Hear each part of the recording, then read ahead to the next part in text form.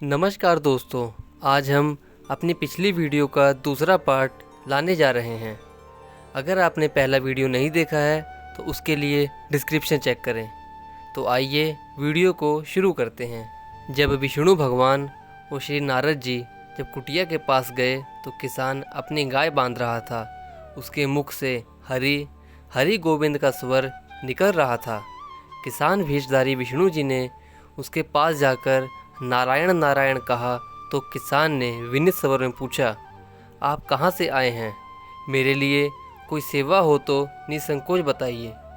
किसान वेशधारी विष्णु जी ने कहा, हम नगर जा रहे हैं पर अंधेरा घिरने लगा है। वन में जंगली पशुओं का डर है, इसलिए हम रात भर आपके यहाँ आश्रय चाहते हैं। किसान ने प्रसन्न भाव से कहा, मेरी कुटिया में आपका स्वागत है। आइए, जो हमारे घर में रूखा सूखा है आपके लिए हाजिर है। भगवान ने मुझे आप लोगों की सेवा करने का अवसर दिया है, बड़ी कृपा हुई उनकी। बाहर दलान में एक खटिया पर दोनों को बिठाकर किसान अंदर गया और अपनी पत्नी से कहा, देवी, दो अतिथि आए हैं। किसान की पत्नी उस समय अपने बच्चों को भोजन परोस रही थी। उनके घर में खाने के लिए कुछ भी नहीं था। जो भी थोड़ा बहुत बचा था उसे वह प्रभु के लिए परोस देता है। किसान बोला, कोई बात नहीं, हम अपने मेहमान को भरपेट भोजन कराएंगे। तुम बच्चों को आज कांजी बनाकर पिला देना। नारद और भगवान विष्णु ने उन दोनों का सारा वार्तालाप सुन लिया, फिर भी परीक्षा के लिए भोजन की थाली पर बैठ गए। जब दोनों भरपेट भोजन कर चुके तो नारद जी सोचने लगे, यह सीधा साधा गृहस्थ भगवान का सबसे बड़ा भक्त कैसे हो सकता है। उधर श्री हरि ने किसान से और भोजन लाने की फरमाइश कर दी। बोले, मेरा पेट अभी नहीं भरा, क्या आप मुझे और भोजन दे सकते हैं? किसान अपने कमरे में जाता है और अपनी पत्नी से पूछता है, क्या कुछ और खाने के लिए बचा है? तो उसकी पत्नी बताती है, यही थोड़ा बहुत है, बच्चों के लिए था। तो वह अपने बच्चों का भी भोजन प्रभु को भेंट कर देता है। इससे उसके बच्चे भूखे रहकर पूरी रात गुजारते हैं। किसान विष्णु जी और नारद जी को एक बाहर खटिये पर आराम करने के लिए बोल देते हैं। भगवान विष्णु जी ने कहा, तुमने सुना नारद, किसान और उसके परिवार को भोजन नहीं मिला, फिर भी वह मेरा गुणगान कर रहा है। यह तो कुछ भी नहीं है, मैंने तो कई कई दिनों तक भूखे रहकर आपका स्मरण किया है, यह नारद जी ने कहा। अगले दिन सुबह उन्होंने देखा, किसान भगवान विष्णु की मूर्ति के सामने यह कह रहा है, गोविंद हरि हरि, तुम सदा मेरे मन में बसे रहो, बस मुझे कुछ और नहीं चाहिए। फिर दोनों अतिथियों ने बोला, हरि की बड़ी कृपा है, वही जगह का रखवाला है। प्रभु की दया से रात को कोई कष्ट तो नहीं हुआ। जब तक आपका जी चाहे आप हमारे यहाँ रह सकते हैं।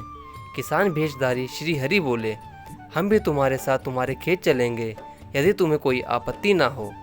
नारद और विष्णु भगवान किसान के साथ उसके खेत पर गए। किसान बोला, यही है अपना खेत, अब मैं अपना काम करूँगा, गोविंद हरि हरि। नारद बोले, तुम तो सत्पुरुष हो, भगवान के बड़े भक्त हो, हर घड़ी उनका नाम लेते रहते हो। किसान बोला, अरे कहाँ, काम से जब भी थोड़ा कुछ समय मिलता है तभी उनका नाम लेता हूँ। नारद जी ने पूछा, कब कब मिलता है समय आपको? किसान बोला, सुबह उठता हूँ तब, रात को सोता हूँ तब, और दिन में जब भी काम से फुर्सत मिल जाए तब प्रभु का नाम ले लेता हूँ। नारद जी के मुंह से निकलता है, ओह समझा। दोनों जब किसान से विदा लेकर चले गए तो नारद ने व्यंग्यात्मक स्वर में कहा, आपने सुना भगवत, वह सुबह शाम 2 बार ही आपका स्मरण करता है, जबकि मैं हर समय आपका ध्यान करता हूँ, फिर भी आप उसे महान कैसे बताते हैं? नारद जी की बात सुनकर श्री हरि चुप रहे, किंतु मन ही मन उन्होंने कहा, कारण भी जान जाओगे नारद। विष्णु जी ने एक कलश को तेल में लबालब भर कर नारद को दे दिया और बोले, नारद, इसे अपने सिर पर रख लो और बिना हाथ लगाए सामने वाली पहाड़ी तक ले जाओ। ध्यान रहे इस कलश में से तेल की एक बूंद भी जमीन पर न गिर पाए। नारद बोले, यह कार्य सहज तो नहीं है। यह कहकर नारद जी ने कलश को अपने सिर पर रख लिया और पहाड़ी की ओर चल दिए। नारद पहाड़ी तक गए और लौट आए। विष्णु जी बोले, लौट आए नारद, ठीक है, अब यह बताओ कि इतनी दूरी जाने और आने में तुमने कितनी बार मेरा स्मरण किया है। नारद बोले, एक बार भी नहीं किया भगवान। करता भी कैसे, मेरा सारा ध्यान तो तेल और कलश पर था। मेरा सारा ध्यान तेल और कलश पे होने के कारण मैं आपका ध्यान नहीं कर सका। श्री हरि बोले, तब तुम ही सोचो, यह किसान दिन भर कठिन परिश्रम करता है, फिर भी 2-4 बार मेरा स्मरण जरूर करता है, और तुम एक बार भी मेरा स्मरण नहीं कर पाए। विष्णु जी की बात सुनकर नारद जी के अंतर्चक्षु खुल गए। वह श्री हरि जी के चरणों में गिरकर बोले, मान गया प्रभु, जो संसार के झंझटों में रहकर भी आपको स्मरण करते हैं वह ही आपके सबसे बड़े भक्त हैं। अगर आपको हमारा यह वीडियो अच्छा लगा हो तो वीडियो को लाइक और चैनल को सब्सक्राइब जरूर करें। आपको हमारे चैनल पर ऐसी ही धार्मिक स्टोरी बराबर मिलती रहेगी।